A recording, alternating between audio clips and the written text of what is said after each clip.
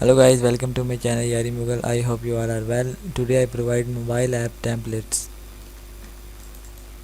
Here you see we have many templates. For example, I open it.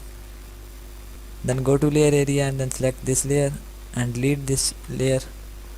And then open your poster or image that you want to replace. Press Ctrl O to open. For example, I open it and drag it to here. Then again. Then adjust it.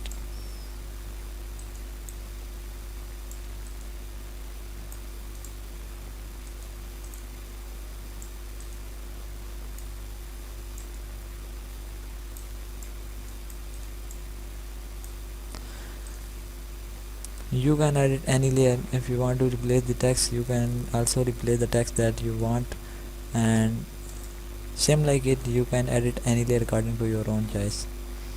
I hope this tutorial is helpful for you. Thanks for watching.